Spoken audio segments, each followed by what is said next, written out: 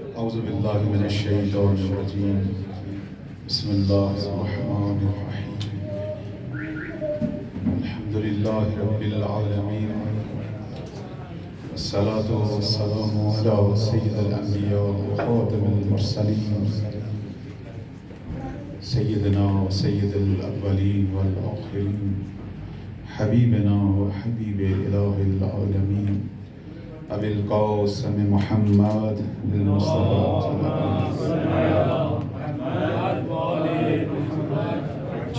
وعلى آله الطيبين الطاهرين المعصومين اذهب الله عنهم الرجس وطهرهم تطهيرا اللهم صل على محمد وآل محمد سيما بقية الله الأعظم رحمت اللہ علی محبیہم ولعنت اللہ علی اعدائہم اجمعین اما بعد فقد قال اللہ تبارک و تعالی فی کتابہ المجید اعوذ باللہ من الشیطان الرجیم بقیت اللہ خیر لکم ان کنتم مؤمنین صلوات نبی محمد اللهم صل على محمد وآل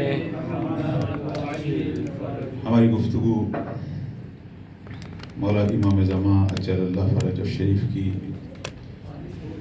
غیبت میں اور اس حوالے سے جو موضوعات ہیں اس پر کچھ نہ کچھ نکات آپ کی خدمت میں عرض کیے۔ ایک سوال جو عام طور پر ہمارے لوگوں کے ذہنوں میں پیدا ہوتا ہے وہ یہ کہ امام تو غائب ہیں، ہم امام کے وجود سے کیا فیض اٹھا رہے ہیں؟ آیا غائب امام ہمیں کوئی فیض دے بھی سکتا ہے یا نہیں؟ اس غیبت میں ہم اپنے امام سے کیسے بہرہ مند ہوں؟ اس کروں گا کہ مکتب تشیع کا جو عقیدہ ہے وہ یہ ہے کہ زمین پر امام ہونا چاہیے، چاہے وہ ہمیں نظر آئے یا نہ آئے۔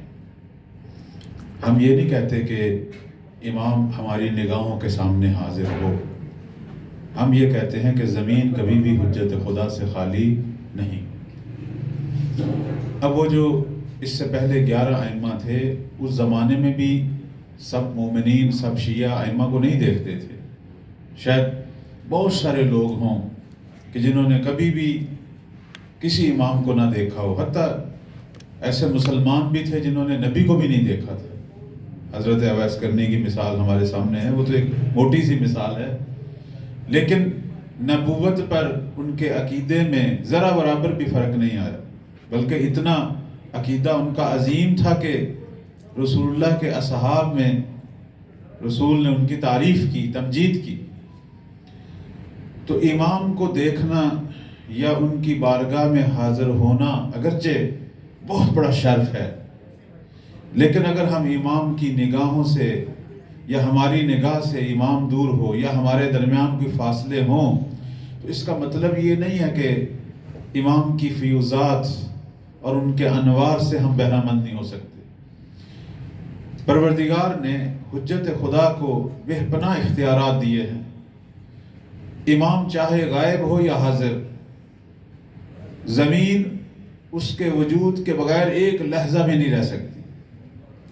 مکتب تشیع کا یہ عقیدہ ہے کہ کائنات میں امام ہونا چاہیے، چاہے وہ ہمیں نظر آئے یا نہ آئے، چونکہ سب سے پہلا فائدہ، ویسے تو اس کے 8-9 فوائد احادیث اور روایات میں بیان ہوئے ہیں امام غائب کے، میں چند ایک جتنا بھی ٹائم میں گنجائش ہوئی، سب سے پہلا فائدہ جو ہے جیسے میں نے اشارہ کیا کہ زمین اور اس کے اندر جتنے بھی نظام ہیں، جو کچھ ہم رنگ و بو، یہ روز و شب کی حرکت، یہ گل و گیا، یہ حیوانات، یہ انسان، اور انسانوں کے اندر جو سینکڑوں نظام ہیں، خود ہم اپنے جسم کے اندر پتہ نہیں کیا کچھ ہو رہا ہے، خود نظام خلقت، نظام رزق، یہ بارشیں، جو کچھ بھی ہم زمین پہ دیکھ رہے ہیں، یہ اس لیے باقی ہے چونکہ حجت خدا باقی ہے۔ اور یہ ہمارے چھٹے مولا امام جعفر صادق علیہ السلام کا فرمان ہے،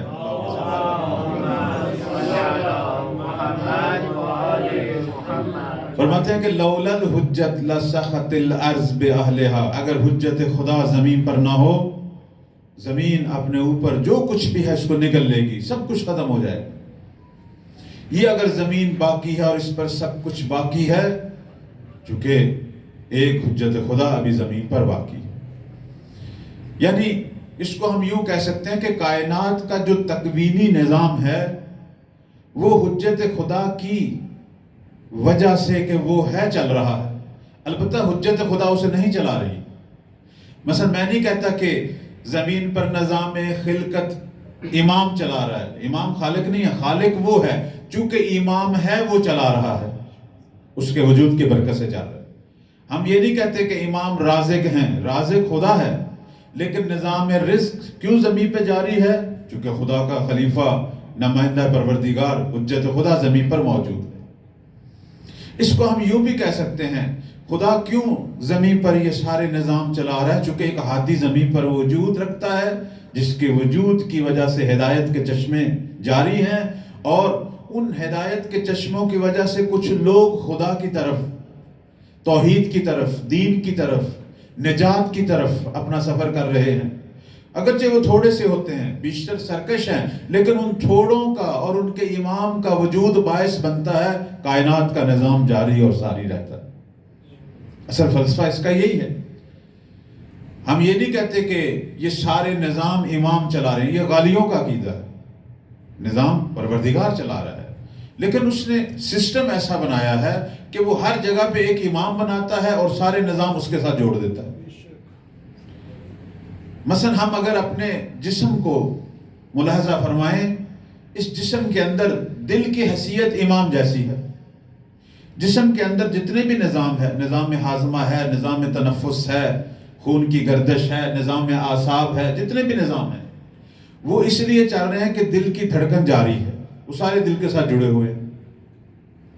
اب جسم کا کوئی اور حصہ اگر خراب ہو جائے، دل کی دھڑکن جاتی رہے، چلتی رہے، یہ جسم زندہ ہے، لیکن اگر ساری چیزیں ٹھیک ہوں، یہ رک جائے، یہ جسم جسد میں، لاش میں بدل جاتا ہے، اس سے بدبو آنی شروع ہو جائے گی، اس کو دفنانا واجب ہو جائے۔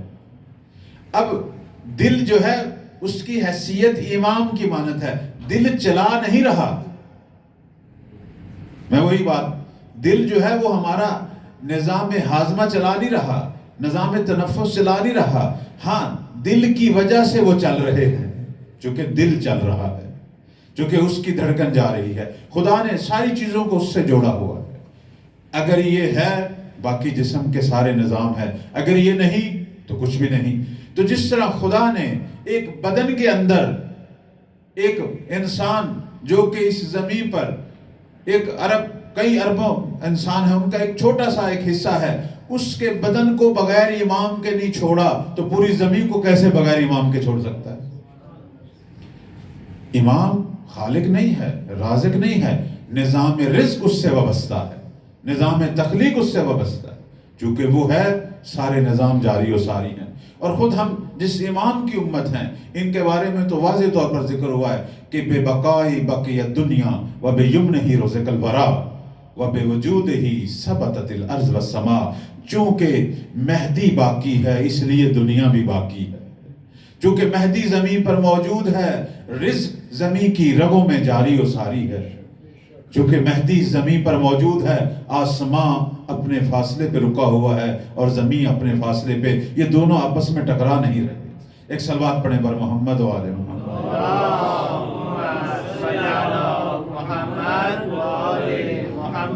تو امام غائب کا ایک پہلا فائدہ جو ہے وہ یہ ہے کہ زندگی باقی ہے۔ اگر امام نہ ہو، دنیا سے زندگی ختم ہو جائے گی۔ ہو سکتا ہے بعض اذہان میں یہ سوال ہو کہ تو بہت سارے لوگ تو مانتے ہی نہیں ہیں، دنیا کے بہت سارے لوگ تو امام کو مانتے نہیں ہیں، تو یہ تو فائدہ ان کو بھی حاصل ہو رہا ہے۔ اس کا ہم کیا جواب دیں گے؟ بہت سارے لوگ تو خدا کو بھی نہیں مانتے، آیا خدا نے ان کا رزق چھین لیا ہے؟ نہیں، کائنات کا نظام ایسا ہے، خدا نے ہر ایک کو ایک مقرر، ایک معین مہلت دی ہے، اس کے لیے ہدایت کے راستے کھلے ہوئے ہیں۔ اب اگر وہ ان ہدایت کے راستوں کو ڈھونڈتا ہے اور نجات کی طرف جاتا ہے تو پروردگار کی طرف سے پورا انتظام ہے، حجت خدا اسی لیے باقی ہے۔ تو اس مقرر ٹائم میں پروردگار بھی اس کا رزق نہیں چھینے گا، اور امام کی توفیقات بھی جو ہے وہ بند نہیں ہوں گی۔ امام سب کے امام ہیں۔ اگر کوئی مسیح ہے، یہودی ہے، امام اس کے بھی امام ہیں، ہاں وہ شناخت نہیں رکھتا، وہ معرفت نہیں رکھتا، ورنہ امام تو سب انسانوں کے امام ہوتے ہیں۔ جب مولا ظہور فرمائیں گے وہ یہ نہیں کہیں گے کہ میں صرف عالم اسلام کو یا شیعوں کو میں سہولیات دوں گا، ان کو عدالت دوں گا۔ امام نے زمین کو عدل سے بھرنا ہے۔ زمین پر رہنے والے ہر انسان کو، چاہے وہ کسی بھی مذہب سے تعلق رکھتا، مولا اس کے بھی امام ہیں۔ مولا اس کو بھی عدالت فراہم کریں گے، اس کو بھی امنیت فراہم کریں گے۔ ہاں اس نے راہ نجات پہ چلنا ہے یا نہیں، اسلام پہ چلنا ہے یا نہیں، یہ اس کا اور خدا کے درمیان فیصلہ ہے، زبردستی نہیں ہوگی، چونکہ اللہ نے اختیار دیا ہوا ہے۔ امام کون ہوتے ہیں؟ جو اختیار کو سلب کریں۔ فرق وہی ہے کہ جو اسلام پہ ہیں، جو ایمان پہ ہیں، یقیناً ان کی کچھ سہولیات زیادہ ہیں، بلاخر باقی نجاست کے مسائل ہیں، باقی اقلیت حساب ہوں گے، لیکن دنیاوی سہولیات میں کوئی فرق نہیں ہوگا۔ عدالت سب کو یکساں فراہم ہوگی۔ کسی کو مولا مجبور نہیں کریں گے کہ وہ اسلام لائے، ایمان لائے، کسی پر جبر نہیں ہوگا۔ صرف مولا ظالموں کے ہاتھوں کو کاٹیں گے، جھوٹوں کی رسیاں توڑیں گے، وہ لوگ جو خائن ہیں، جو مجرم ہیں، ان کو کنٹرول کیا جائے گا۔ باقی انسانوں کو کھلا موقع دیا جائے گا کہ وہ غور و فکر کریں۔ اتنے ادیان میں وہ دین جس میں نجات اس کی مضمر ہے، جو راہ جنت ہے، اس دین کو ڈھونڈیں، اس پہ چلیں۔ ہاں امام مدد کریں گے، بلاخر تربیت، علم، حکمت کے مراکز کھلے ہوں گے، لوگوں کو دین حق بیان ہوگا، لیکن فیصلہ اس نے خود کرنا ہے۔ یہ پروردگار کی منشا یہی ہے کہ انسان اپنے اختیار سے نجات کی طرف آئے۔ یہ جو ہمارے بعض خطیب کہتے ہیں کہ بہت زیادہ خون بہے گا، 100 میں سے مثلا 90 مارے جائیں گے یا 10 میں سے 9 قتل ہوں گے، اس کی کوئی حقیقت نہیں۔ امام مظہر رحمت پروردگار ہے۔ مولا کے حوالے سے جو صفات ہماری احادیث میں، حتیٰ کہ شیعہ سنی احادیث میں بیان ہوئی ہیں، رسول اللہ نے واضح طور پر فرما دیا تھا کہ مہدی مجھ جیسا ہے، اور اپنے صرف شمائل میں مجھ جیسا نہیں، میری سیرت کا بھی مظہر ہے۔ یعنی ہم مہدی کی شکل میں دوبارہ محمد عربی کو آتا ہوا دیکھیں گے۔ صلوات پڑھیں بار محمد و آل محمد۔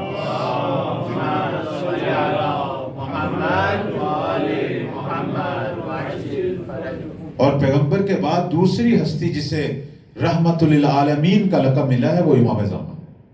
کسی اور امام کو یہ لقب نہیں ملا، البتہ سارے امام مظہر رحمت پروردگار، لیکن مہدی کو کہا گیا کہ یہ رحمت للعالمین۔ یہ جو حدیث سے لو حضرت فاطمہ زہرا پر، وہ حدیث قدسی جو آئی تھی، اس میں پروردگار نے یہ کہا تھا کہ میں اس سلسلہ اوصیہ کو ختم کروں گا تیرے اس بیٹے پر جو کہ رحمت للعالمین ہو۔ اور امام رحمت للعالمین کا واقعاً مظہر بنیں گے، چونکہ تمام عوالم، تمام اقوام مولا کے زیر تسلط ہوں گی جب زمین کا تنہا حاکم یوسف ہزارہ ہوگا، اور امام پوری دنیا کو عدل سے بھریں گے۔ یہ امام کی عدالت، یہ امام کا اخلاق، وہ بلند بالا اخلاق، اور ان کے ناصروں کے وہ عظیم اخلاقی کمالات، اور ان کی وہ سیرت ہوگی کہ دنیا کے ہر مذہب سے لوگ دین اسلام کی طرف کھنچے چلے آئیں گے، کوئی بھی اپنے باطل دین پر باقی نہیں رہے گا۔ ایک صلوات پڑھیں بار محمد و آل محمد۔ اللہم صلی علی محمد و آل محمد۔ بس پہلا فائدہ امام غائب کا، بشک ہم مولا کو دیکھ نہیں رہے لیکن ان کے وجود کے فائدوں سے بہرہ مند ہو رہے ہیں۔ وہ یہ زمین کا نظام جاری ہے، کائنات کا نظام جاری ہے۔ دوسرا فائدہ وہ یہ ہے کہ ہماری بلاخر تربیت بھی مولا فرما رہے ہیں۔ قرآن مجید میں سورہ توبہ میں پروردگار فرما رہا ہے کہ اے نبی انہیں کہو، قل اعملوا فسیر اللہ عملکم ورسولہ والمؤمنون۔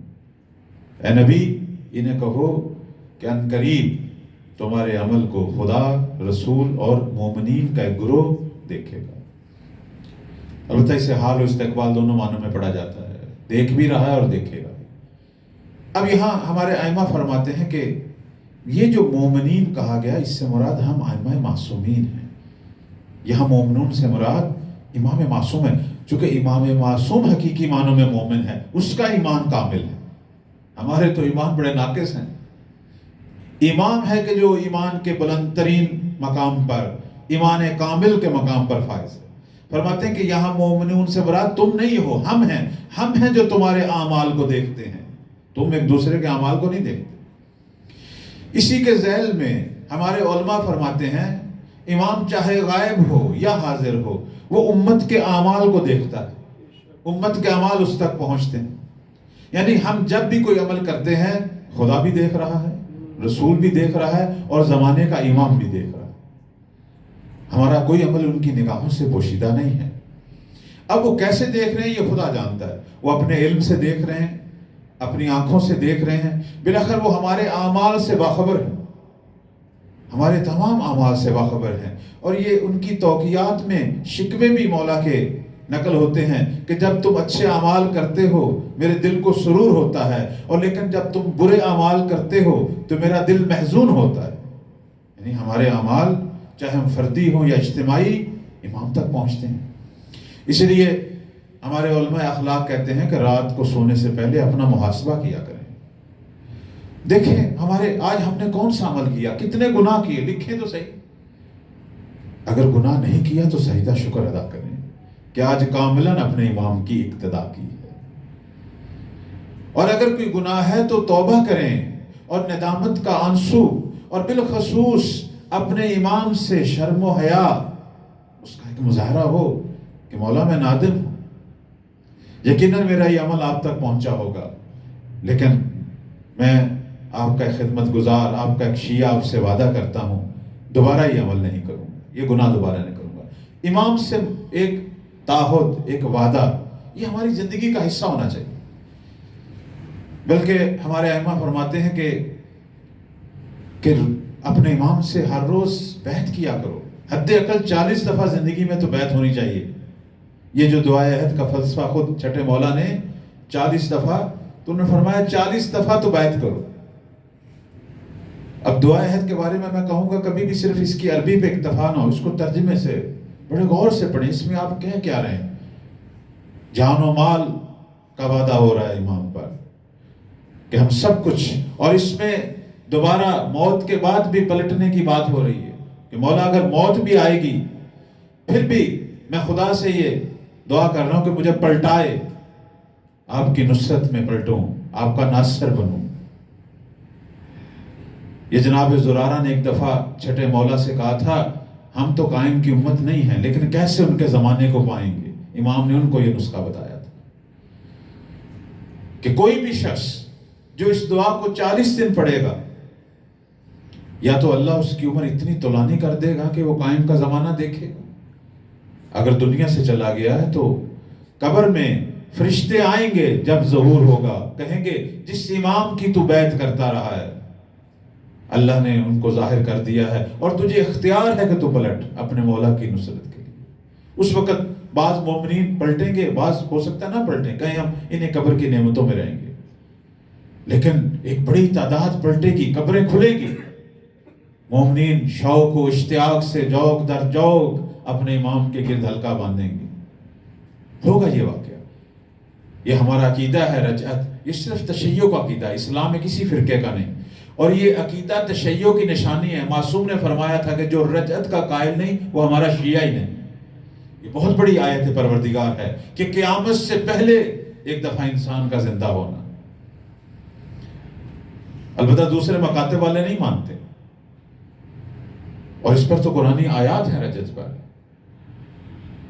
اور معصوم نے، ہمارے ائمہ نے قرآنی آیات سے استدلال کیا کہ یہ جو اللہ کہہ رہا ہے کہ میں ہر قوم میں سے ایک گروہ کو اٹھاؤں گا، زندہ کروں گا، یہ ہمارے قائم کا زمانہ ہے. چونکہ قیامت میں تو سب زندہ ہوں گے لیکن ہر قوم میں سے جو ایک گروہ زندہ ہوگا یہ ہمارے قائم کے زمانے میں ہوگا.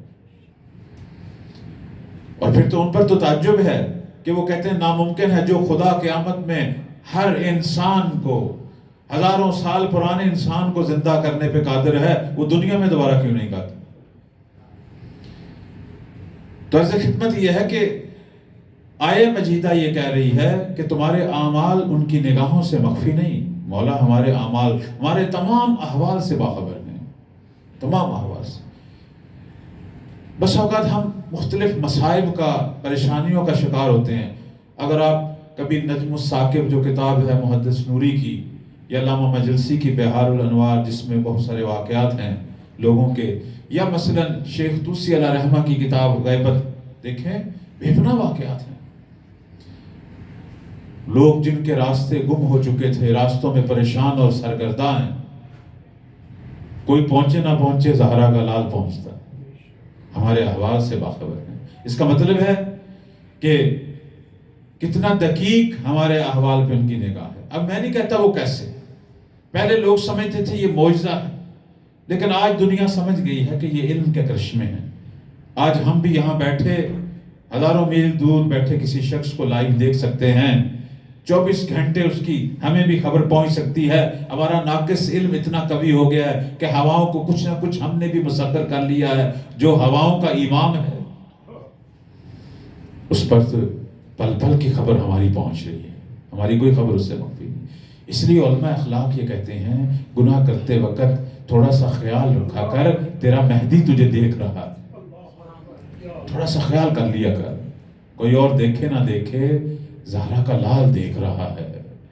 کسی اور کے دل میں کسک پیدا ہو نہ ہو، زہرا کے لال کے دل میں حزن پیدا ہوتا ہے. اور بس اوقات تو ہم عجیب حکایات سنتے ہیں. کہتے ہیں کہ شیعہ جب کثرت سے گناہ کرتے ہیں اور سو جاتے ہیں اور خدا کی بارگاہ میں توبہ نہیں کرتے، تو اس وقت مولا خدا کی بارگاہ میں خود سجادہ بچھاتے ہیں. چونکہ امت کے گناہ ایسے ہوتے ہیں کہ ان پر عذاب آ رہا ہوتا ہے، کیونکہ ہر چیز کا اثر ہے نا. دیکھو اگر میں ایک ایسی چیز کھاؤں جو بیمار کرنے والی ہے، بالاخر میں نے بیمار ہونا. اگر میں اپنے کاروبار کے قواعد کا، اصول کا خیال نہ رکھوں، بالاخر گھاٹا ہونا ہے. میرے گناہ بسا اوقات مختلف عذابوں کا باعث بن رہے ہوتے ہیں، جو مجھے، میری اولاد، میرے مال، میری جان کو. کہتے ہیں جب شیعہ گناہ کر کے سو جاتے ہیں اور وہ گناہ موجب عذاب ہوتے ہیں، تو کوئی اور اللہ کی بارگاہ میں سجادہ بچھائے نہ بچھائے، مہدی اپنا سجادہ بچھاتے ہیں اور کہتے ہیں پروردگارہ، اب یہ الفاظ ہیں مولا کے، یہ جملے ہیں کہ پروردگارہ یہ میرے شیعہ جنہوں نے تیری بارگاہ میں گناہ کیے، تیری سرکشی کی، حق یہی تھا کہ یہ توبہ کر کے سوتے، لیکن انہوں نے توبہ نہیں کی. خدایا میں ان کا امام، ان کی جگہ تیری بارگاہ میں توبہ کر رہا ہوں، تو میرے وجود کی برکت سے انہیں معاف کر دو. میں مہدی تیری بارگاہ میں معافی مانگتا ہوں اپنے شیعوں. اور اس کی وجہ کیا ہے؟ اس کی وجہ عزیزان یہ ہے، خود مولا پھر آگے خود بتاتے ہیں کہ میں شیعوں کے گناہوں کی معافی کیوں مانگتا ہوں. کہتے ہیں میں اس لیے معافی مانگتا ہوں، بے شک یہ گناہ گار ہیں، لیکن میرے دادا حسین کے عزادار ہیں، ان پر گریہ کرنے والے ہیں پروردگارہ. میری دادی زہرا کے مصائب پہ گریہ کرنے والے ہیں. یہ عزاداری جو ہے، یہ ہماری، ہم کیوں کہتے ہیں تنہا جو راہ نجات ہے ہماری وہ عزاداری سے ہی شدہ. بات یہی ہے، ہمارے اعمال میں کوئی ایسی چیز ہی نہیں ہے جو ہم اللہ کو دکھائیں. کیا دکھائیں؟ پتہ نہیں اس میں ریاکاری ہے، پتہ نہیں اس کے اندر کیا ہے، پتہ نہیں ہم نے ان اعمال کو ان کی شرائط کے ساتھ بجا بھی لائیں یا نہیں. آخر میں یہ چند آنسو ہیں جو غمیں سید الشہداء میں ہم نے بہائے ہیں. آخر میں یہی ہے ہماری نجات. امام کی یہ محبت ہے اپنے شیعوں سے، ہمارے اعمال عزیزان ان تک پہنچتے ہیں. اس لیے علماء کہتے ہیں کہ تو جو ایک بچے کی آنکھ سے حیا کر جاتا ہے، اس کے سامنے گناہ کرنے پہ راضی نہیں، کیسے مہدی کی نگاہوں کے سامنے تو گناہ کر لیتا ہے. بلاخر وہ تیرے اعمال کو دیکھ رہے ہیں. اور بے پناہ واقعات، بھٹکے ہوئے لوگ، راستوں میں بھٹکے ہوئے لوگ، جہاں یا صاحب زماں ادرکنی کی جب آواز آتی ہے تو یہی زہرا کا لال پہنچ جاتا ہے. بس اوقات کوئی پکارتا بھی نہیں ہے، لیکن اتنا عزیز ہوتے ہیں امام پہنچ جاتے ہیں. ہمارے ایک، میں بڑی دور کی بات نہیں کر رہا، شاید پتہ نہیں یہ پہلے بھی آپ کو یہ واقعہ سنایا نہیں سنایا. ہمارے پاکستان میں جامعۃ المنتظر بہت بڑی درسگاہ ہے، ان کے بانی علامہ سید صفدر حسین نجفی مرحوم بہت پاکیزہ شخصیت تھی. ایسی شخصیت تھی کہ لوگ تو دین کے نام پر بہت کچھ اکٹھا کرتے ہیں، ان کے پاس جو کچھ تھا وہ بھی انہوں نے لگا دیا، اپنے بچوں کے لیے بھی کچھ نہیں چھوڑا. بہت واقعات ان کے. خیر میں اس عصری واقعے کی طرف آتا ہوں. مخلص آدمی خدا کا، مخلص ترین. کسی نے ان کو بلایا، پتہ نہیں پہلے بھی یہاں چند عزیز احباب کے درمیان شاید یہ واقعہ میں نے سنایا، لیکن آج ذہن میں آیا. کسی نے انہیں فیصل آباد بلایا مجلس پڑھنے کے لیے، تو وہ چلے گئے. جب مجلس پڑھ کے اب جاتے تو ان کی جیب میں کرایہ تھا. واپس جب وہاں مجلس پڑھی، اور وہ مومنین بھی بڑے اچھے تھے جنہوں نے مجلس بھی پڑھوائی، کھانا بھی کھلایا، لیکن بعد میں کہا کہ بلا بہت شکریہ آپ کا تشریف آوری کا. وہ واپس بیٹھ گئے بس پہ، واپسی کا کرایہ نہیں تھا. سوچ رہے تھے کہ کنڈکٹر کو کہوں گا لاہور پہنچ کے مجھے مہلت دے، میں کسی کو فون کروں گا. اس زمانے میں موبائل نہیں تھے، P T C L number سے وہ کرایہ لے آئیں گے. لیکن وہ کوئی بڑا بد اخلاق تھا. بہرحال کنڈکٹر اس نے ان کو راستے میں اتار دیا. اب ایک راستے میں ایک ایسی جگہ جہاں بیابان سی جگہ ہے، نہ کوئی آبادی ہے، نہ کوئی شہر ہے نزدیک. عالم دین اتر گئے، دھوپ تھی، سامنے ایک درخت تھا، اس کے نیچے بیٹھ گئے. اب کیا کریں؟ ساری زندگی امام کی خدمت کی ہے اس نے، ان کی زندگی واقعاً بڑی مقدس. بیٹھے، کچھ بھی نہیں، صرف اپنی ایک تسبیح کر رہے ہیں، بیٹھے ہیں کہ چلیں کوئی نہ کوئی وسیلہ ہو جائے گا. ابھی چند منٹ ہی بیٹھے تھے، ایک شخص بڑی خوبصورت سی گاڑی میں آیا، سامنے آ کے رکا. اس نے کہا آپ کا نام صفدر حسین ہے؟ انہوں نے کہا جی. اس نے کہا آئیے میں آپ کو لاہور تک پہنچا دوں. بڑے حیران ہوئے، بیٹھ گئے. راستے میں اس سے کچھ باتیں پوچھتے رہے، وہ صحیح جواب نہیں دے رہے تھے، بس ہاں کرتے رہے. لاہور پہنچے، جس جامعۃ المنظر درسگاہ پہنچایا. انہوں نے کہا آؤ میں آپ کو کوئی کھانا کوئی چائے. اس نے کہا کہ بلا میں سویا ہوا تھا، خواب میں مجھے وہ عظیم ہستی ملی جس کی دیدار کی آرزویں تھی میرے دل میں. انہوں نے مجھے یہی کہا کہ تو سویا ہوا ہے اور میرا ناصر، میرا خادم فلاں جگہ پہ درخت کے نیچے لاچار بیٹھا ہوا ہے. اس سے فوراً لاہور پہنچا. قبلہ نے تو نہیں پکارا تھا، لیکن ہمارے اعمال پہنچتے ہیں، ہماری خبریں پہنچتی ہیں. بے شک تو نہ بھی پکار، وہ تو تجھے دیکھ رہے ہیں، وہ تو دیکھ رہے ہیں. اور یہ قبلہ خود بیان کیا کرتے تھے، رو رو کے بیان کرتے تھے. کہتے دیکھو مجھے شرم آ رہی تھی کہ چھوٹا سا کام ہے، میں اپنے امام کو کیوں زحمت دوں، لیکن مولا نے میرے لیے فوراً سواری بھیج دی. امام کی نگاہوں سے کیا چھپا ہو سکتا ہے؟ بڑے واقعات ہیں عزیزان، بہت واقعات ہیں. ہم ان کی نگاہوں سے نہیں چھپے ہوئے. ہم یہ سمجھتے ہیں کہ شاید وہ غائب ہیں. وہ غائب نہیں ہیں، وہ حاضر ہیں. ہم اپنے اعمال اور گناہوں کی وجہ سے غائب ہیں. اس لیے ہمارے علماء یہ بھی کہتے ہیں کہ مہدی زہرا تو کبھی غائب نہیں تھی، وہ تو ہمیشہ حاضر ہیں. ہم ہیں کہ جو اپنی دنیا میں غرق ہیں، اپنی چند روزہ خواہشات میں ایسے غرق ہیں کہ ہم بھول گئے ہیں. ایک بہت بڑے عالم دین ایک کتاب کے اندر انہوں نے یہ واقعہ لکھا. کہنے لگے، وہ خود بھی سید تھے، کہتے ہیں خواب میں مجھے بی بی زہرا کی زیارت ہوئی تو بی بی زہرا سلام اللہ علیہا نے کہا تم میرے مسائل پڑھتے ہو، درست ہے کہ میں اپنے زمانے میں بہت بڑی مظلومہ تھی، لیکن اس وقت میرا بیٹا مہدی سب سے بڑا مظلوم ہے کیونکہ تم شیعوں نے اسے بلا دیا. اللہ اکبر، اللہ اکبر. طلع حقیقت ہے. اب آپ دیکھیں ہمارے بڑے بڑے عالیشان پروگرام ہوتے ہیں مجالس کے، 3 روزہ مجالس، 5 بڑے بڑے پروگرام ہوتے ہیں پاک و ہند میں، ایران میں. ان میں سب کچھ بیان ہوتا ہے. نہیں ہوتا تو وقت کے امام کا ذکر نہیں ہوتا. کتنا ہم دور ہیں. حالانکہ اگر ہم ان کی امت ہیں، اگر ہمارے دل میں اپنے امام کی محبت ہے، ہمارا کوئی پروگرام ان کے بغیر مکمل نہیں ہونا چاہیے. ہمارا کوئی دن ان کی یاد کے بغیر گزرنا نہیں چاہیے. یہ ستم ہے. بڑے بڑے عالیشان پروگرام ہوتے ہیں لیکن ان کا ذکر نہیں ہوتا. شیعوں نے زندہ امام کے ذکر کے لیے ایک دن رکھا ہوا ہے بس، جس کا ذکر شب و روز ہونا چاہیے تھا ہم نے نیما شعبان رکھا ہوا۔ یہ ہم اپنے آپ پر ظلم کرتے ہیں۔ وہ امام کہ جس کی نگاہ سے ہم ہمیشہ کبھی اوجل ہوئے ہی نہیں، وہ جو ہمیں ہر روز یاد کرتا ہے، ہم اسے سال میں ایک بار یاد کرتے ہیں۔ یہ ایک ستم ہے تشیع کا اپنے امام کے حق میں، ہم نے ایک دن رکھا۔ ایک اور بزرگوار بیان فرما رہے تھے، میں نے یہ بھی ایک کتاب میں پڑھا ہے آج کے دور کے واقعہ، تو کہتے ہیں کہ 40 کے موقع پر میں وہیں تھا کربلا میں، اور آپ کو پتہ ہے شب 40 یہ کرونا سے پہلے کی باتیں ہیں، کتنی دنیا ہوتی ہے، انسان تصور بھی نہیں کر سکتا کہ پوری دنیا سے کتنے شیعہ وہاں جمع ہوتے ہیں 40 کے موقع۔ تو کہنے لگا میں اسی جگہ پہ تھا جہاں سید الشہداء کا حرم مبارک، ان کے حرم میں زری کے پاس مجھے جگہ ملی ہوئی تھی۔ رات جو ہے وہ شب 40 ہے، بڑی مقدس رات، یہ تو بڑی توفیق کی بات ہے، انسانوں کا، مومنین کا ٹھاٹھے مارتا سمندر۔ کہنے لگا اسی حالت میں مجھے اونگ طاری ہوئی۔ یہ اللہ کے بندوں کو جب کبھی کوئی مکاشفہ ہونا ہوتا ہے نا تو اونگ سی طاری ہوتی ہے، کہتے اسی حالت میں اونگ طاری ہوئی۔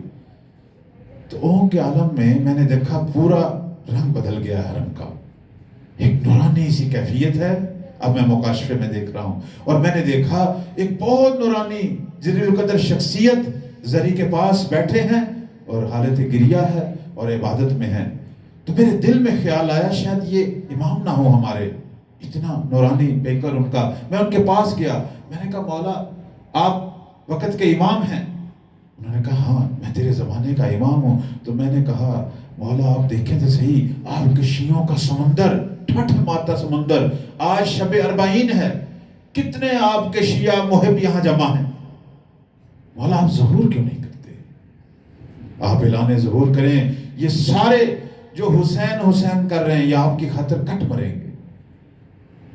اب یہ ان کے الفاظ ہیں، کہتے ہیں کہ امام نے بڑی زخمی سی مسکراہٹ سے مجھے دیکھا، کہا اے مومن، اے عالم بزرگوار، یہ تیرے پاکیزہ خیالات ہیں، لیکن تو دیکھ تو صحیح، یہ جو قبہ ہے جس کے نیچے قبر ہے میرے جد کی، یہ وہ مقام ہے جہاں کوئی دعا رد نہیں ہوتی، ساری دعا مستجاب ہوتی ہیں۔ یہاں آج ہمارے شیعہ ساری دعائیں تو مانگ رہے ہیں لیکن میرے ظہور کی دعا نہیں مانگ رہا کوئی۔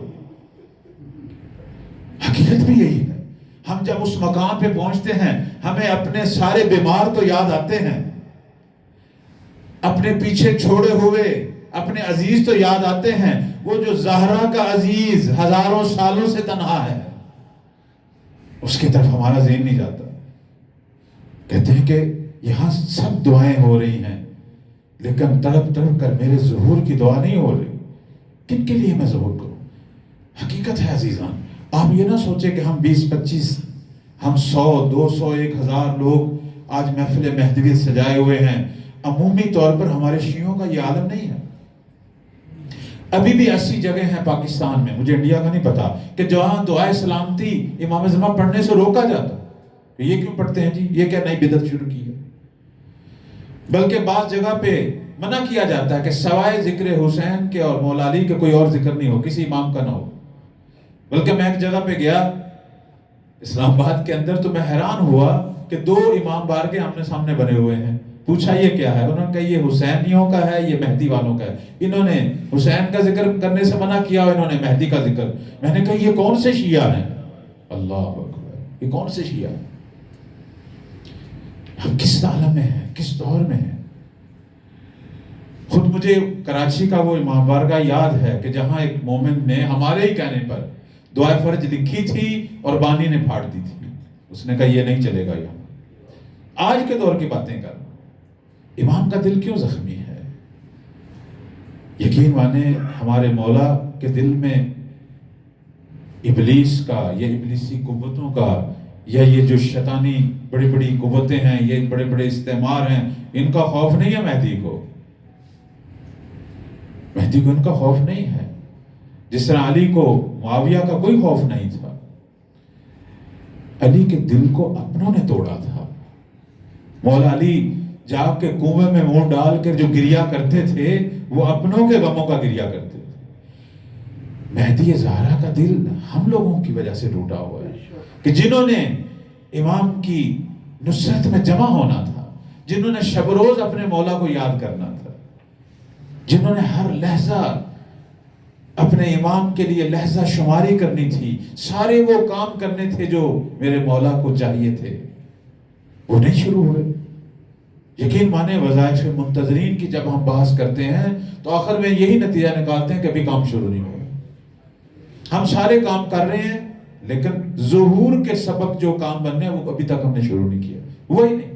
ہو سکتا ہے آپ کہیں کہ چند ایک جگہوں پہ کوئی ہلکا پھلکا سا تاثر ہے، پہلے سے حالات بہت بہتر ہو رہے ہیں، لیکن ابھی دنیا تشیع منتظر یا کلچر انتظار کو محقق نہیں کر رہی۔ صلوات پڑھیں بر محمد و آل محمد۔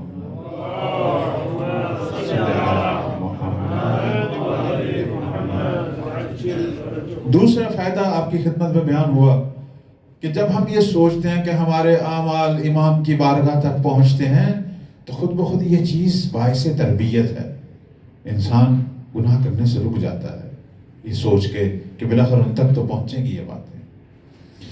تیسرا فائدہ، مولا کی وجہ سے علم کے چشمے جاری ہیں۔ آج ہمیں جو کچھ بھی علمی دنیا سے حاصل ہو رہا ہے اس لیے کہ ان کے سرپرست امام وقت ہیں۔ یہی حوزہ، یہی نظام مرجعیت و تقلید ان کو شروع کرنے والے مہدی زہرا، انہوں نے فرمایا کہ ہماری احادیث کے راویوں کی طرف رجوع کرو، ہمارے فقہا کی طرف رجوع کرو، اور ہماری جو روایات پڑھتے ہیں محمد و آل محمد کی، ان کی طرف رجوع کرو، یہ تم پر حجت ہیں ہماری طرف سے اور ان پر میں اللہ کی طرف سے حجت ہوں۔ تقلید کو واجب انہوں نے قرار دیا۔ اگر یہ تقلید شروع نہ ہوتی، اگر یہ نظام فقاہت شروع نہ ہوتا، شیعت کا وجود ختم ہو چکا ہوتا۔ یہ فقہا ہیں جنہوں نے تعلیمات محمد و آل محمد کو باقی رکھا ہے، مدارس مراکز قائم کیے ہیں، یہ نظام قائم کیا ہے۔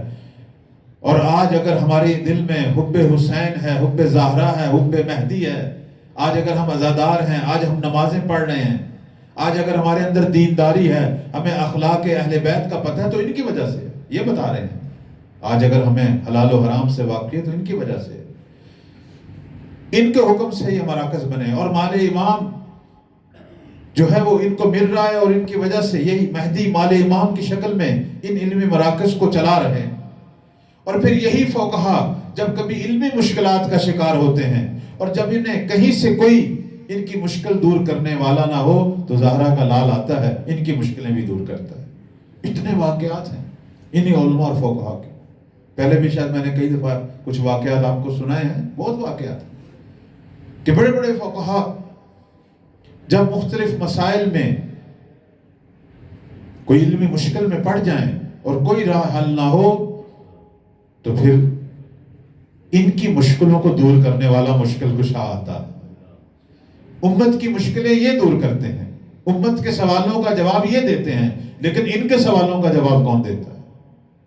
بہت واقعات ہیں، مقدس سردبیلی کے، علامہ مجلسی کے، علامہ ہلی کے، شیخ مفید کے، شیخ صدوق کے، آج کے مراجع کے، بہت واقعات ہیں۔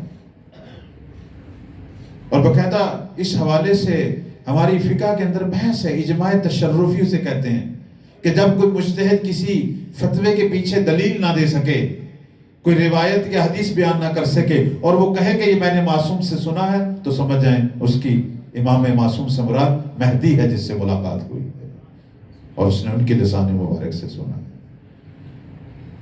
مولا ان کی مشکلیں کیوں دور کرتے ہیں؟ چونکہ ان کے ذریعے امت کی مشکلیں دور ہونی ہیں۔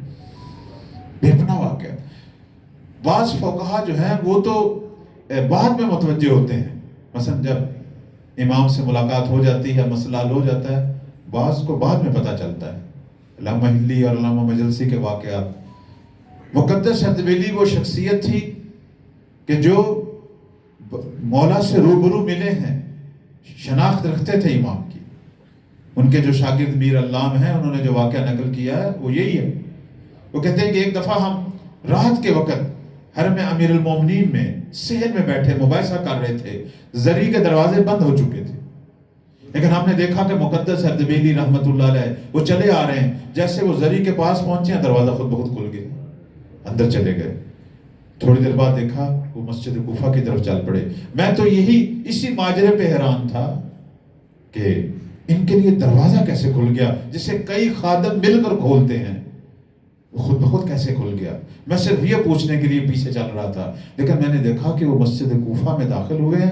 مسجد کوفہ تاریکی میں ڈوبی ہوئی ہے. محراب کے مقام پر ایک چراغ جل رہا ہے اور کوئی محو عبادت ہے، اور وہاں یہ بڑے مؤدب انداز سے کھڑے ہیں اور کچھ باتیں کر رہے ہیں. اس کے بعد پھر یہ اپنے گھر کی طرف چل پڑے.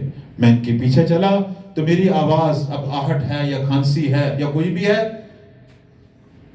تو انہوں نے کہا کون ہو؟ کہا میں میر علام ہوں.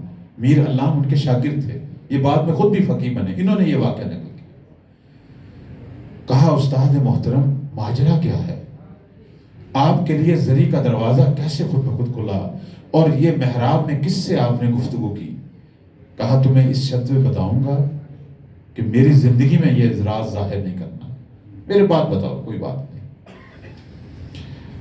کہا میر علام جب امت کے مسائل میں، جب فقہی مسائل میں مشکلات کا شکار ہوتا ہوں، نئے نئے سوالات آتے ہیں، اگر کسی موضوع پہ کوئی حدیث نہ ملے، میری تحقیق کے باوجود مجھے کوئی متعلقہ کتاب نہ مل رہی ہو، تو پھر میں رات کو آتا ہوں حرم امیر المومنین میں. چونکہ وقت کے مرجع ہیں، اب یہ روحانی طاقتیں ہیں، دروازے خود بخود کھلتے ہیں. کہتے میں آ کے 2 رکعت نماز پڑھتا ہوں مولا کی قبر کے پاس. پھر میں مولا علی سے سوال کرتا ہوں کہ یا علی آپ باب العلم ہیں، جواب دیں. پھر قبر سے مجھے جواب آتا ہے. لیکن آج جب میں نے سوال کیا تو امیر المومنین نے کہا مقدس بیلی مجھ سے کیوں پوچھنے کے لیے آیا؟ اس وقت تیرا اپنا امام کوفہ میں، مسجد کوفہ میں موجود ہیں، جاؤ ان سے سوال کرو. میرا بیٹا موجود ہے. تو میں آج آیا ہوں، میں نے اپنے زمانے کے امام کی زیارت بھی کی ہے اور اپنے سوالات بھی کیے ہیں، اور میں واپس جا رہا ہوں. اس طرح کے بے پناہ واقعات ہیں. یہ واقعات بتاتے ہیں کہ مولا کی نگاہوں سے ہمارے کوئی امور نہیں چھپے. ایک فقیہ کو بھی اگر کوئی مشکل پیش آتی ہے، امام ہے. بسا اوقات تو امام خود آتے ہیں فقہا کے پاس. یہ تو خود گئے تھے نا، علامہ ہلی کا واقعہ، شیخ مفید کا واقعہ، امام خود پہنچتے ہیں. بہت سارے واقعات ہیں، اب ٹائم میں قلت ہے. لیکن میں ایک اور چیز کی طرف اشارہ کر رہا ہوں کہ بعض ہمارے فقہا ایسے ہیں جیسے سید مہدی بحر العلوم، سید ابن طاؤس. یہ وہ عظیم شخصیتیں تھیں کہ اتنی کثرت سے ملاقات ہوئی امام سے کہ سید مہدی بحر العلوم کے بارے میں کہتے ہیں کہ وہ جب نجف میں حرم امیر المومنین میں داخل ہوتے تھے تو ان کے کانوں میں مہدی کے قرآن پڑھنے کی آواز آ جاتی تھی. انہیں پتہ چل جاتا تھا کہ ان میں سے کون امام ہیں، چونکہ وہ مولا کی آواز کو پہچانتے تھے. انہیں پتہ چل جاتا تھا کہ حرم کے کس گوشے میں زہرا کا لال بیٹھا ہے، وہیں پہنچ جاتے تھے مولا کے پاس. اتنی کثرت سے ملاقات. اور ایک دفعہ سید بزرگوار کہتے ہیں کہ میں ایک دفعہ بازار میں گیا تو میں نے دیکھا یوسف زہرا ایک عام شخص ہے، ریڑھی والا، پھلوں کی ریڑھی والا، اس کے پاس کھڑے ہیں اور وہ بار بار کہہ رہا ہے کہ کبھی کہہ رہا ہے سیب کھا لیں، کبھی کہہ رہا ہے کیلا، کبھی کچھ پیش کر رہا ہے، لیکن وہ منع کر رہے ہیں. تو میں نے دیکھا کہ یہ شاید جانتا نہیں ہے. میں چند قدم آگے بڑھا تاکہ اس سے بتاؤں، تو میرے مولا نے دور سے ہی مجھے اشارہ کیا کہ مہدی تم وہیں کھڑے رہو. اور اس بزرگ سے کتنی دیر باتیں کرتے رہے اور چلے گئے. اب سید مہدی جس کو یہ زام تھا، میں اشارہ جس نقطے کی طرف لانا چاہتا ہوں، وہ سمجھتے تھے کہ میں ہی ہوں کہ جو مولا سے محو سخن ہوتا ہوں، راز و نیاز کرتا ہوں. یہ گئے اس بوڑھے کے پاس، اس ایک عام غریب آدمی ریڑھی والے کے پاس. کہنے لگے تو جانتا ہے کہ یہ کون سی شخصیت تھی جو تیرے پاس کھڑی تھی؟ تو بوڑھا مسکرا کے کہنے لگا کیوں نہیں جانتا، قطب عالم مکان زہرا کا بیٹا مہدی میرے پاس کھڑا تھا. مولا پتہ نہیں کتنے لوگوں کے پاس جاتے ہیں، کتنے لوگوں کو یہ شرف حاصل ہے کہ وہ امام کو پہچانتے بھی ہیں. امام سے ملاقات ہوتی ہے، اس کا کچھ چلہ نہیں ہے، صرف اپنے آپ کو اس قابل بنا کہ مولا تیرے پاس چلے آئے، صرف اس قابل بنا.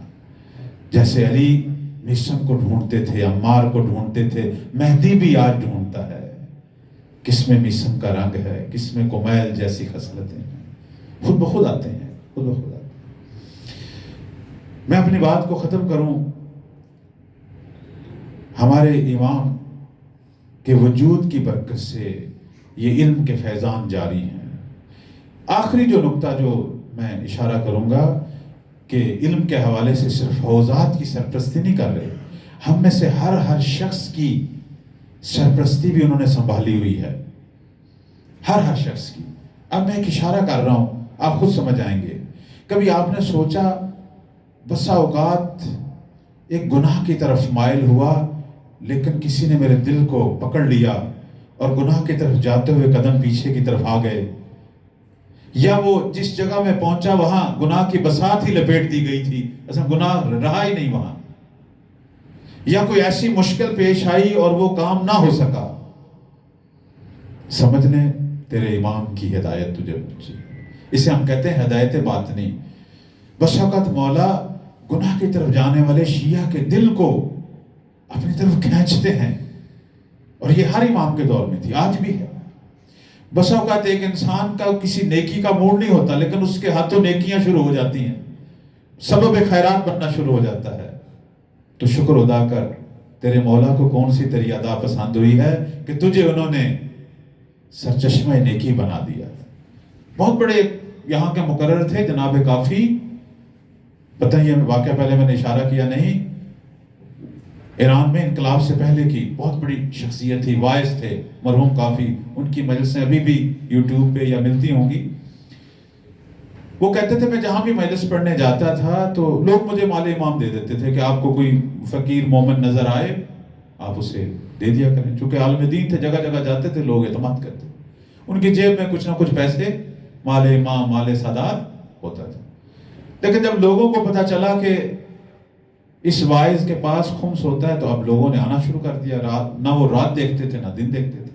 اب یہ سارا دن مجلس سے تھکے آتے، لمبے لمبے سفر، رات کو سوتے، آدھی رات کو کوئی دروازہ دستک دے رہا ہے، آ گئے کافی، میرے حالات بڑے خراب ہیں، اگر آپ کے پاس کچھ ہے خمس ہے تو دے دیں، دے دیتے تھے۔ ایک دن، اب دیکھنا یہ سبب خیرات ہیں، لیکن خود اسے پتہ نہیں تھا کہ میں کیوں ایسے ہوں۔ ایک دن کہتے ہیں، خود بیان کرتے ہیں، بڑا گریہ کیا انہوں نے اس نے اپنی مجلس میں، کہنے لگے کہ ایک دن ایسا ہوا کہ میں بہت تھکا ہوا تھا، بڑا لمبا سفر کر کے آیا تھا، گھر میں سو گیا، رات کے 2 بجے کسی نے پوری طرح دروازے پہ دستک دی۔ میں نے اوپر سے کھڑکی کھول کر نیچے دیکھا، اوپر والی منزل دیکھا، ایک مومن کھڑا ہے، اس نے کہا ہے کافی معذرت چاہتا ہوں لیکن میرے حالات بڑے خراب ہیں، میں بڑی دور سے آیا ہوں، اگر کچھ ہے تو مجھے دے دے۔ خیر اٹھے، الماری سے پیسے نکالے، ساتھ بڑبڑانا شروع کر دیا کہ یہ کیا میری زندگی ہے، نہ یہ دن دیکھتے ہیں نہ رات دیکھتے ہیں، بلکہ یہ کوئی ٹائم ہے آنے کا۔ یہ کہتے کہتے گیا، اسے دے دیا، وہ چلا گیا، پھر آ کے سو گئے۔ جب خواب میں آئے تو حجت زماں کو دیکھا اور مولا نے کہا، صرف یہ کہا، کافی اگر تو تھک گیا ہے تو یہ ڈیوٹی میں کسی اور کے سپرد کر دوں۔ بس یہ سننا تھا، فوراً آنکھ کھل گئی، پھر کافی کی نیند اٹھ گئی آنکھوں سے، پھر اس نے بچھا لیا سجادہ اور مسلسل رونا شروع کر دیا اور معافی مانگنی شروع کر دی کہ مولا مجھے یہ پتہ نہیں تھا کہ یہ ڈیوٹی آپ نے مجھے دی ہوئی ہے۔ اللہ اکبر۔ بس اوقات ہمارے ذمے ایسے نیکیوں والے کام ہوتے ہیں، ہمیں پتہ نہیں ہوتا۔ جب بھی کسی کی بھلائی، کسی کی خیر کی آپ کو ڈیوٹی ملے، ایک دفعہ تو خدا کا شکر ادا کر، ایک دفعہ مہدی کا، کہ مولا آپ نے اس قابل سمجھا، یہ ڈیوٹی میرے سپرد کر دی۔ مولا کو محسن لوگ بہت پسند ہیں اور یہ اللہ کو پسند ہے۔ دین اسلام کے امور میں جب بھی کوئی ذمہ داری ملے اسے انجام دیں، یہ ہمارے گناہوں کی بخشش ہے۔ کل بھی میں نے محسنہ اسلام کا ذکر کیا، آج بھی اس پروگرام کے اختتام میں چند جملے محسنہ اسلام کے حوالے سے۔ بی بی خدیجہ سلام اللہ علیہا کی ایک خصوصیت جو عام طور پر خواتین میں نہیں ہوتی، اور اس زمانے میں بھی نہیں تھی، آج بھی نہیں ہے۔ آج آپ دیکھیں کہ جب کوئی کسی بچی کی یا خاتون کی شادی ہوتی ہے تو مردوں کی طرف سے، لڑکے کی طرف سے آتے ہیں رشتہ مانگنے، لیکن بی بی خدیجہ نے خود پیغمبر کو پسند کیا تھا اور خود پیغام بھیجا تھا کہ اے آمنہ کے لال، اگر تو مجھے اس قابل سمجھتا ہے تو مجھے اپنی زوجیت میں لے لے۔ بی بی نے محمد کو انتخاب کیا تھا۔ اللہ اکبر۔ اور یہ خدا کی منشا تھی، یہ حکم خدا تھا کہ پیغمبر نے اس دعوت کو قبول کیا۔ اور یہ بی بی اتنا عشق تھا پیغمبر سے۔ غار حرا اگر آپ غور کریں، جو بی بی کا گھر تھا جسے انہوں نے گرا دیا ان ملعونوں نے، اتنا عظیم گھر، اس گھر سے غار حرا کا فاصلہ آپ دیکھیں۔ بی بی خود پیغمبر کے لیے کھانا لے کے، جس کے سینکڑوں غلام ہیں، نوکر ہیں، لیکن رسول کا کھانا خود لے کے جایا کرتی تھی۔ بہت محبت تھی پیغمبر سے، سب کچھ لٹا دیا۔ بی بی خدیجہ جو سیدۃ العرب تھی، ایک وقت آ گیا کہ بی بی کے کپڑوں پر پیوند لگے ہوئے تھے، سب کچھ اسلام پہ لٹایا اس بی بی نے، سب کچھ لٹایا۔ لیکن مسلمانوں نے شکریہ کیسے ادا کیا اس بی بی کا؟ اللہ اکبر، اللہ اکبر، کیسے شکریہ ادا کیا؟ خود بی بی نے آخری وقت یہ کہا تھا رسول اللہ کو کہ میں تو جا رہی ہوں لیکن میری فاطمہ کا خیال کیا۔ میرے نبی نے بڑا خیال رکھا، اتنی محبت دی فاطمہ کو۔ فاطمہ جس گھر میں رہتی تھی اس گھر پہ پیغمبر اس وقت تک نہیں گزرتے تھے جب تک وہاں سلام نہیں کرتے تھے کہ فاطمہ کے گھر والوں تم پر میں محمد کا سلام، اور اس پر آیت تطہیر کی تلاوت کرتے تھے۔ لیکن امت نے فاطمہ کے ساتھ کیا کیا، محسنہ اسلام کی بیٹی کے ساتھ کیا کیا؟ آپ دیکھیں، جب کسی گھر کا کوئی بڑا دنیا سے جاتا ہے، اس گھر میں 3 دن تک عربوں کا رواج تھا، چولہا نہیں جلایا جاتا تھا، دھواں نہیں نکلتا تھا کہ اس گھر کے اندر چونکہ ان کا ایک بزرگ دنیا سے چلا گیا ہے۔ لیکن مدینہ والوں نے دیکھا کہ فاطمہ کے گھر سے دوسرے دن دھواں نکل رہا ہے، لوگوں کو سمجھ نہیں آئی۔ لیکن جب وہاں پہنچے دیکھا مسلمانوں نے فاطمہ کے دروازے کو آگ لگائی ہوئی۔ اللہ اکبر، یہ اجر مل رہا ہے محسنہ اسلام کی بیٹی کو، یہ اجر مل رہا۔ بی بی فاطمہ بہت گریہ کیا کرتی تھی، کبھی کبھی اپنے بابا کی قبر کے پاس آ کے کہتی تھی یا اباتا، بابا آپ تو چلے گئے لیکن آپ کو نہیں پتا کہ آپ کی لختے جگر پر کتنی مصیبتوں کے پہاڑ ٹوٹے۔ فرماتی تھی کہ سبت علیہ مسائل، مجھ پر وہ مصیبتوں کے پہاڑ ٹوٹے کہ اگر یہ مصیبتیں دنوں پہ آتی، سبت علی الایام سرنا لیالیا، اگر دنوں پر آتی تو وہ سیاہ ہو جاتے۔ لیکن میں کہتا ہوں کاش مسلمان یہیں رک جاتے، لیکن خدیجہ کے تو مسائل ختم نہیں ہو رہے۔ کہتے ہیں کہ روز قیامت بی بی خدیجہ بھی ایک مقدمہ لے کر اللہ کی بارگاہ میں پیش ہوں گی۔ ایک تو زہرا پیش ہوگی نا مقدمہ لے کے، ایک بی بی خدیجہ اور ام ہانی، یہ 2 بیویاں پیش ہوں گی۔ بی بی خدیجہ کیا لے کے آئیں گی؟ کہتے ہیں بی بی خدیجہ فاطمہ کے محسن کا لاشا اٹھا کے لے کے آئیں گی، کہیں گی کہ پروردگارا میری بیٹی کے اس بیٹے کا کیا قصور ہے جسے دنیا میں نہیں آنے دیا گیا۔ اجرکم اللہ، اجرکم اللہ۔ انہی روتی آنکھوں سے پروردگار کی بارگاہ میں دعا کرتا ہوں، خدایا ہمارے گناہوں کو معاف فرما۔ پروردگارا بی بی خدیجہ کے فرزند مہدی زہرا اس کے ظہور میں تعجیل فرما۔ خدایا ہم سب کو ان کے خدمت گزار ناصر بننے کا شرف عطا فرما۔ پروردگارا ہمیں اس قابل بنا کہ مولا ہمارے اعمال کو دیکھ کر مسرور ہوتے ہوں۔ خدایا ہم ان لوگوں میں سے قرار نہ دے کہ جن کے اعمال سے مولا محزون ہوتے ہیں۔ خدایا ہمارے دلوں میں زمانے کے امام کی محبت بڑھا۔ خدایا ہمیں ان لوگوں میں سے قرار دے جو شب و روز اپنے امام کے ذکر میں رہیں۔ خدایا ہمیں وہ امت بنا جو مولا کے ظہور کا باعث بنے۔ پروردگارا ہمیں ان لوگوں میں سے قرار دے جو قبروں سے اٹھیں اور مہدی کی خدمت میں پہنچیں۔ خدایا حاضرین کے دلوں میں جو حاجات ہیں ان حاجات کو اپنی بارگاہ میں قبول و منظور فرما۔ گھروں میں مریض ہیں، شفاء عاجلہ و کاملہ عطا فرما۔ بے اولادوں کو اولاد صالح عطا فرما۔ جن کی اولاد ہے سیرہ محمد وآل محمد پر ان کی تربیت کرنے کی توفیق عطا فرما۔ ہمارے جوانوں کو سرمایہ امام زمان قرار دے۔ परवरदिगारा बेरोज़गारों को रिज़्क़ तय्यब अता फरमा। परवरदिगारा जहाँ जहाँ भी मोमिनीन आबाद हैं खुदाया सबकी तौफ़ीक़ात इज़ाफ़ा फरमा, सबको परवरदिगारा शर दुश्मन शर शैतान से महफूज फरमा। परवरदिगारा जहाँ जहाँ मुसलमान मौरद ज़ुल्म वाक़े हो रहे हैं, हिंदुस्तान है, बहरैन है, यमन है, लुबनान है, पाकिस्तान है, जहाँ जहाँ भी खुदाया इन जालिमों के हाथों को काट। परवरदिगारा इन सब को, इन मजलूमों को, इन जालिमों के शर से निजात अता फरमा। खुदाया हमारा नाजी परवरदिगारा वो जिसकी वजह से ज़मीन चमकना है खुदाया उसके ज़हूर में ताजील फरमा।